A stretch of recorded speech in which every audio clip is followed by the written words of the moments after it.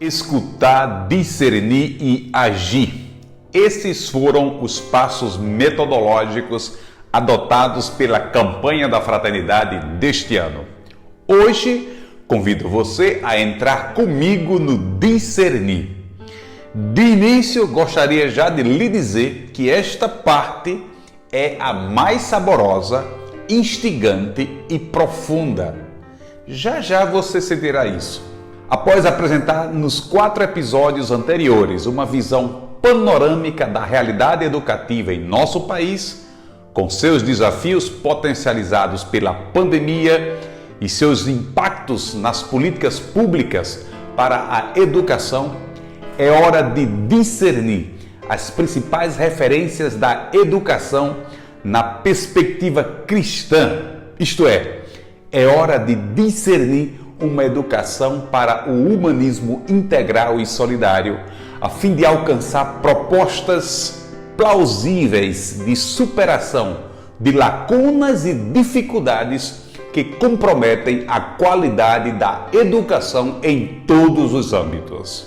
Antes de continuar nossa viagem, quero inicialmente manifestar a minha alegria por continuar contando com a sua companhia aqui neste estudo sobre a temática da educação abordada pela campanha da Fraternidade 2022.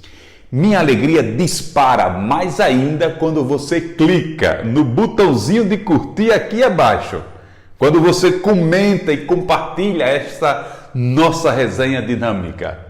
Por isso, antes de tudo, meu muito obrigado pela sua presença e interação.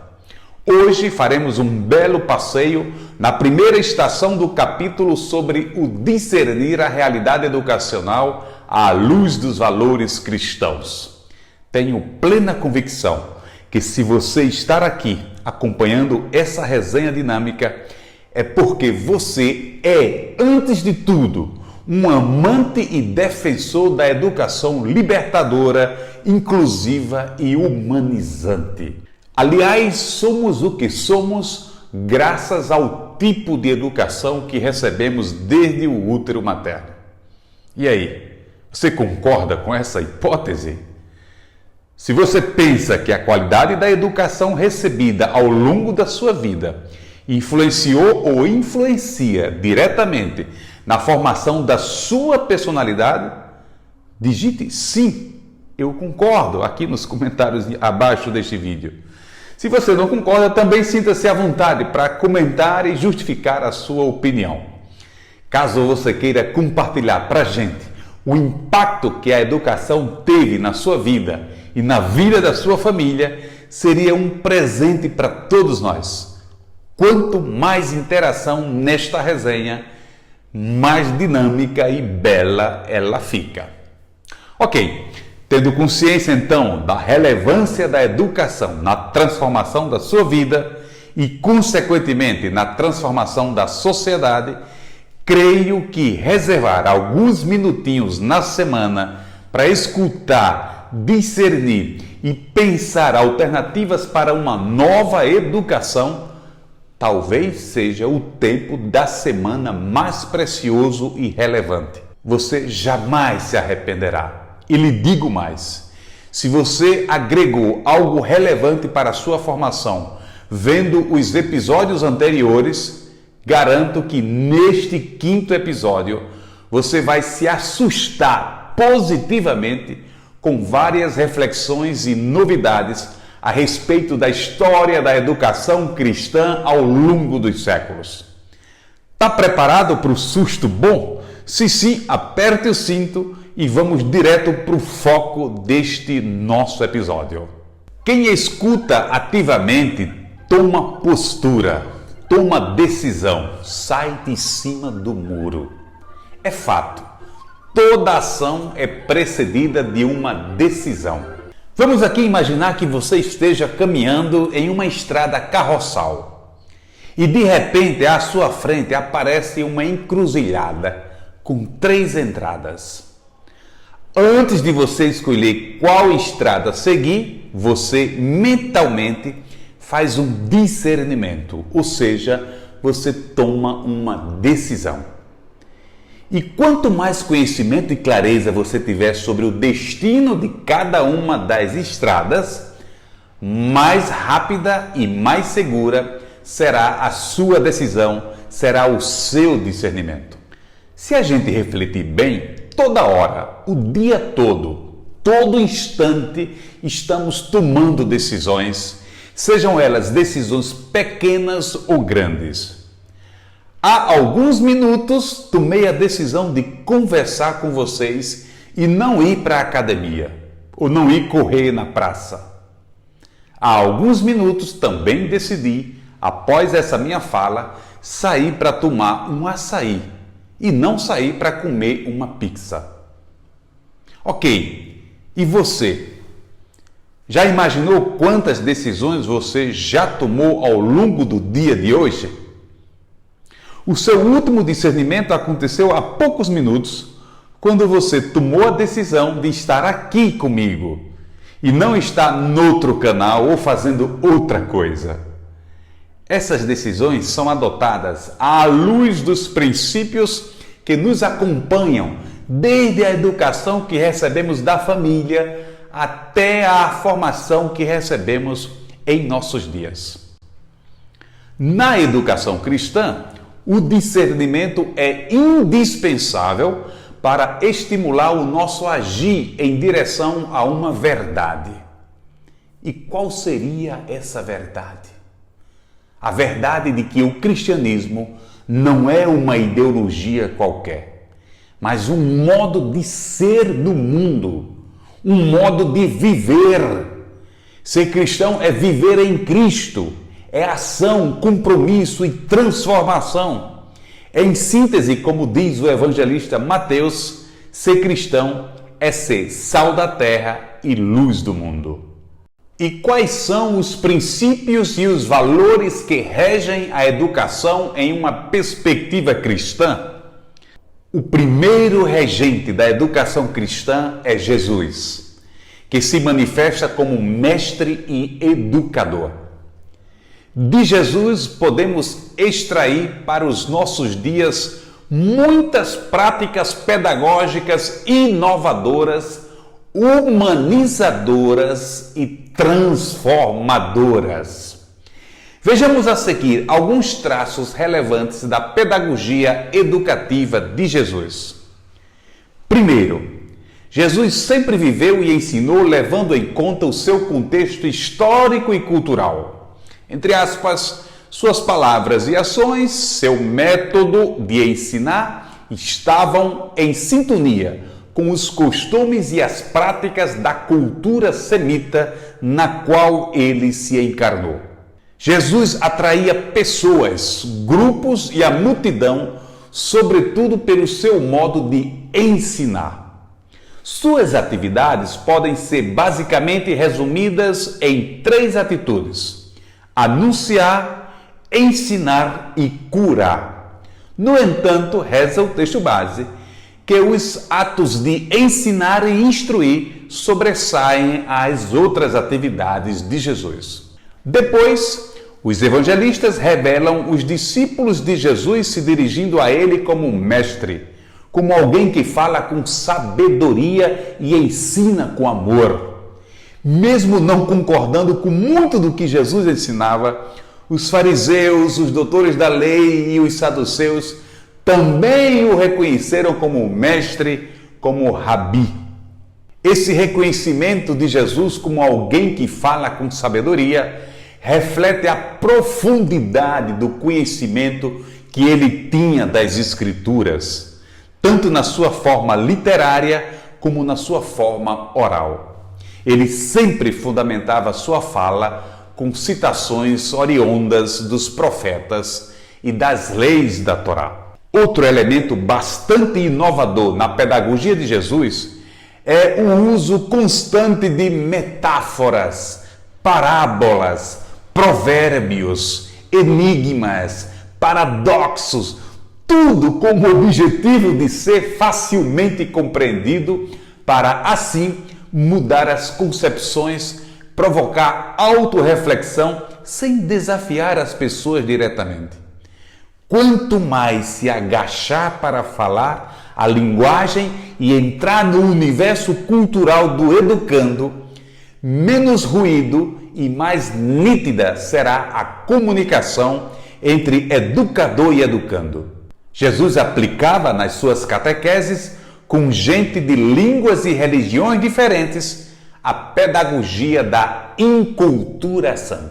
Jesus, na sua pedagogia de ensino, utilizava com frequência o método maiêutico socrático, aquele do fazer perguntas, do questionamento, de fazer com que a pessoa arranque de dentro dela as respostas para as suas perguntas. Essa prática de ensinar elaborando perguntas ao aprendiz é um dos apelos da educação transformadora e inovadora dos nossos dias. No lugar do professor dar respostas prontas, a pergunta cria inicialmente um diálogo entre educando e educador. Depois, com esse método, o educador robustece a autonomia do educando, ao buscar por si mesmo ou em grupo as respostas já disponíveis nos dados informacionais que ele já tem acesso via dispositivos conectados à internet. Como enfatizei no episódio anterior, quase todo o conhecimento humano está na palma da mão de toda pessoa conectada à internet. Outro aspecto importante mencionado pelos evangelistas é o fato de Jesus ensinar com autoridade. Aqui, atenção, não confundir autoridade com autoritarismo.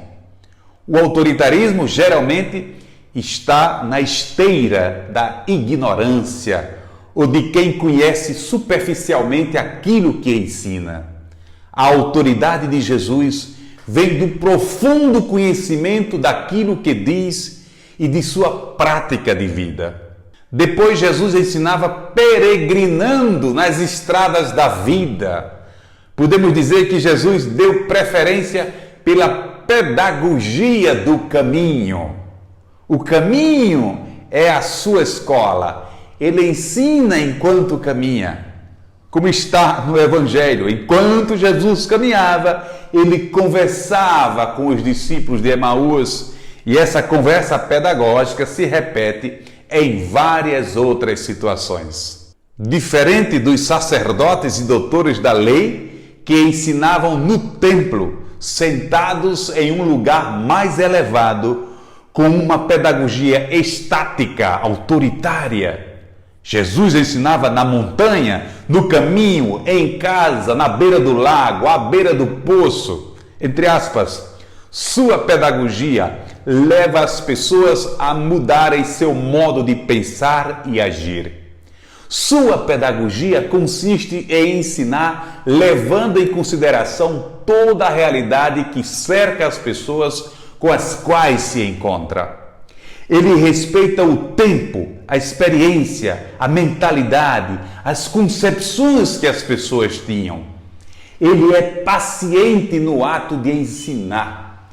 Demonstra interesse por aquilo que o outro traz para o diálogo, sabe escutar e, sobretudo, apontar caminhos.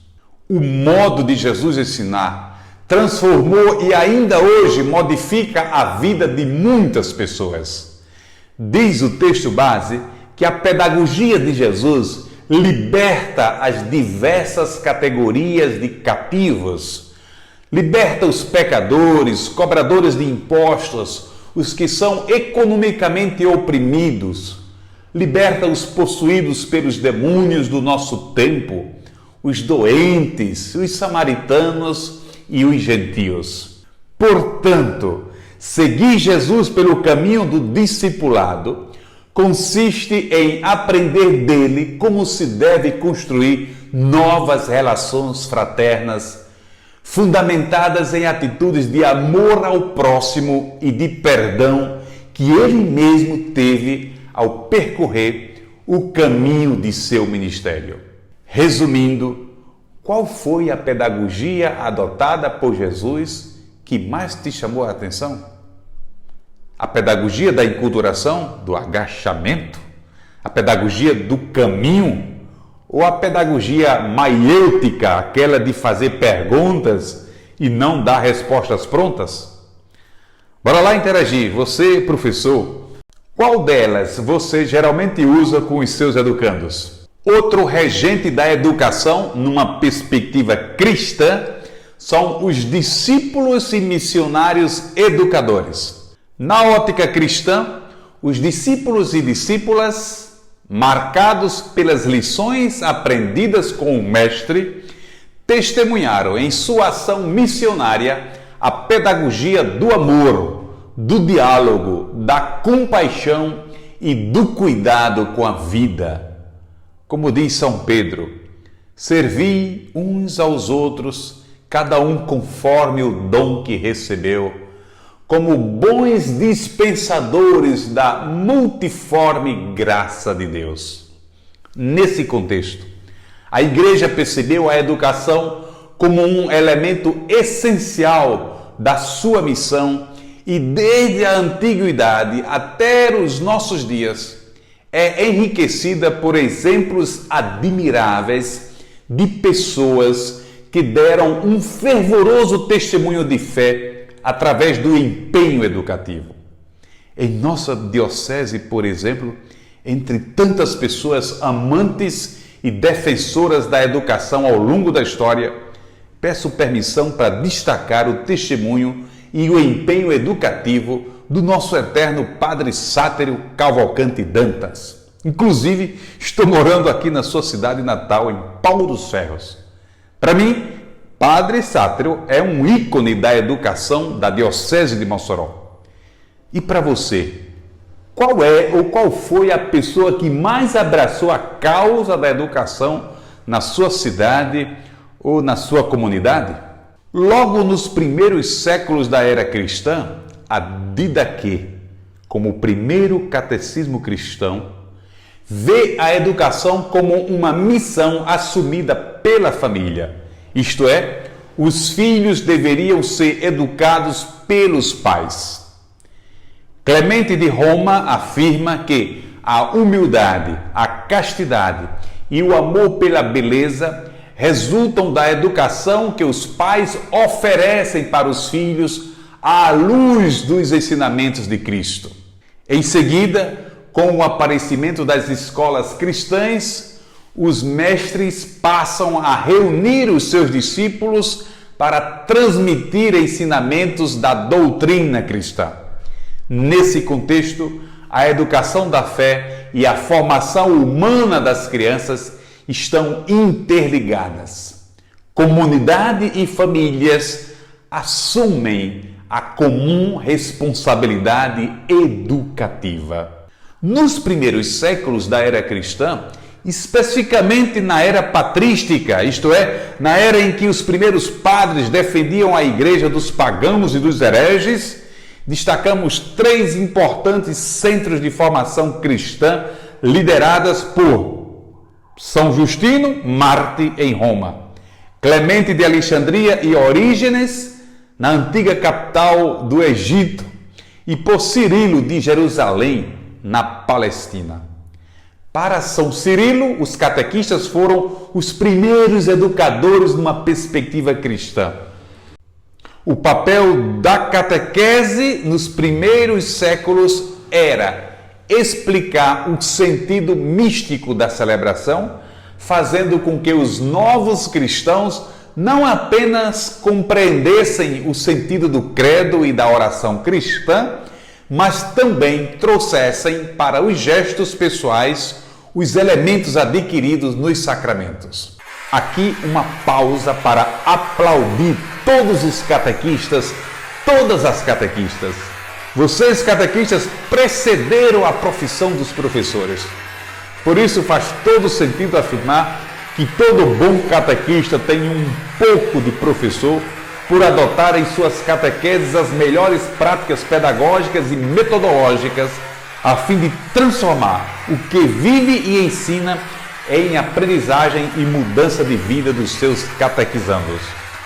E aí, qual foi a importância da sua primeira catequista para sua educação cristã? Como era o nome dela? Quero contar mais uma vez com a sua interação aqui nos comentários abaixo.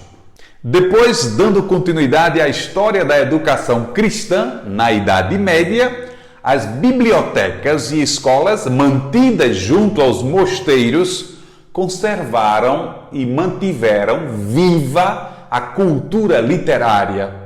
E neste ambiente se desenvolveu um sistema educativo de grandes valores culturais e religiosos. Santo Anselmo de Cantuária, São Bernardo de Claraval, São Tomás de Aquino, entre outros pensadores, constituíram naquele momento histórico um importante avanço educativo por meio de investigações filosóficas que procuravam responder às inquietações humanas na sua busca pela verdade. As primeiras universidades nasceram na Igreja Católica, ao lado de grandes catedrais, e muitas delas ainda hoje pertencem à Igreja, como por exemplo a Universidade de Bolonha, a Universidade de Coimbra, a Universidade de Paris e a Universidade de Salamanca, na Espanha. Após a Idade Média, com o Renascimento, emerge o movimento humanista, no qual delineia-se uma compreensão educativa centrada no ser humano em busca da beleza e da liberdade, estabelecendo desse modo uma forma nova de enxergar o mundo. O ideal educativo neste período é o do homem culto e, por isso, introduz os estudantes às grandes obras literárias e artísticas clássicas. A Igreja, ao longo da história, também foi pioneira em buscar alternativas para reduzir as desigualdades de acesso à educação. Diz o texto base: a caridade educativa está na origem de inúmeros institutos de vida consagrada e congregações religiosas que surgiram com a missão específica de educar crianças e pobres. O encontro fecundo das pessoas consagradas com o mundo da educação produziu uma tradição pedagógica sábia e eficaz que, à luz do Evangelho, promove a pessoa humana por meio da escolarização. Aqui onde moro, Pau dos Ferros, falar de caridade educativa é falar do patronato, sob a tutela das queridas irmãs de São Vicente de Paulo, que desde 1954 vem educando gerações com especial atenção aos estudantes da classe pobre da cidade e região. Diz o texto base que religiosos e religiosas elaboraram pedagogias ao longo de sua história com abordagens inovadoras que influenciaram positivamente as práticas educativas.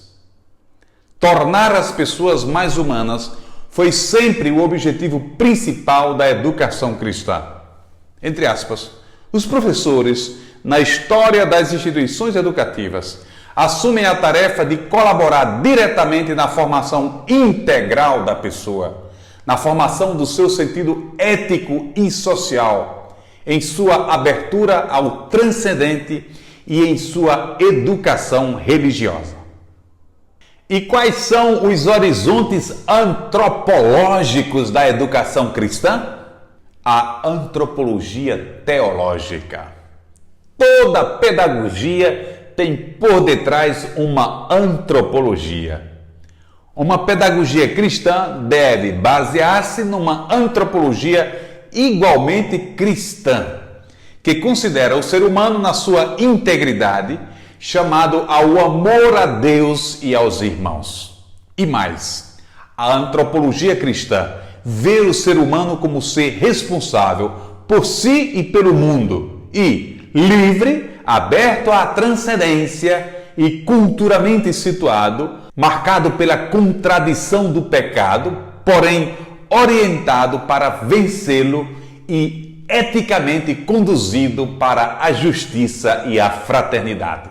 Tendo clareza da antropologia teológica que norteia os fundamentos da educação cristã, o texto base apresenta 4 responsabilidades e deveres da educação cristã em nossos dias.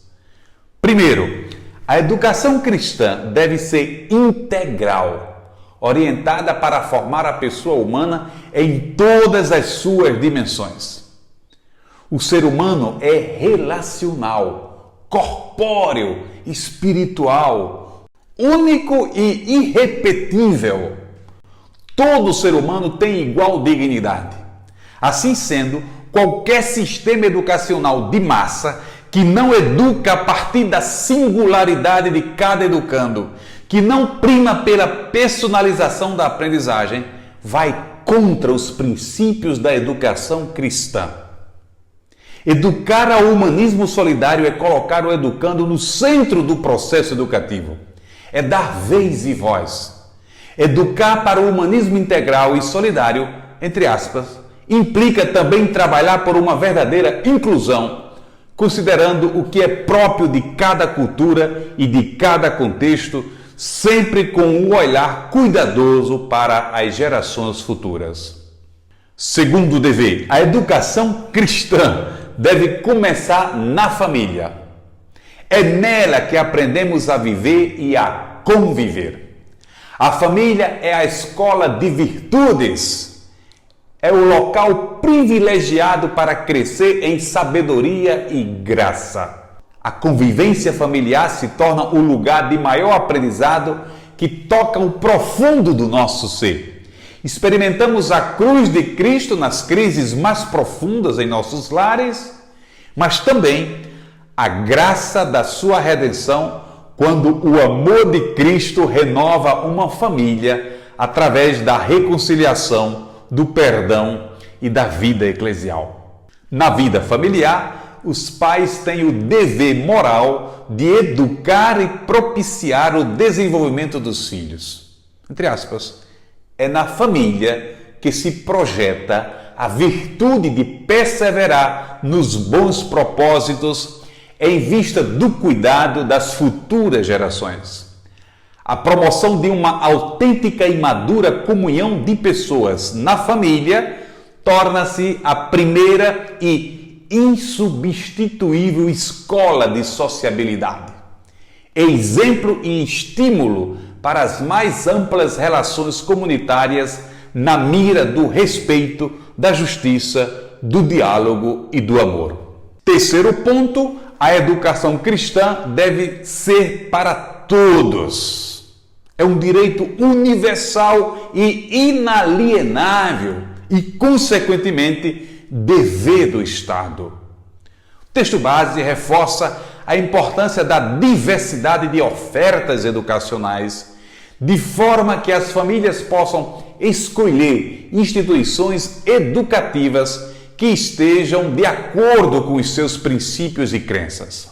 Quarto e último, uma educação para todos, que, segundo o texto base, requer que família, escola e sociedade estejam pactuados para oferecer os melhores esforços para formar pessoas maduras e com responsabilidade na construção do bem comum. A educação para todos, inclusive, está contemplada nos 7 compromissos do Pacto Educativo Global do Papa Francisco. Conceituando, o Pacto Educativo Global é um chamado do Papa Francisco para que todas as pessoas no mundo, instituições, igrejas, governos, priorizem uma educação humanista e solidária como modo de transformar a sociedade. Diz o Papa, é preciso mobilizar todos os atores sociais para, primeiro, colocar no centro de cada processo educativo, formal e informal, a pessoa, o seu valor, a sua dignidade, para fazer emergir a sua especificidade, a sua beleza, a sua singularidade e, ao mesmo tempo, a sua capacidade de estar em relação com os outros e com a realidade que a rodeia, rejeitando os estilos de vida que favoreçam a difusão da cultura do descarte.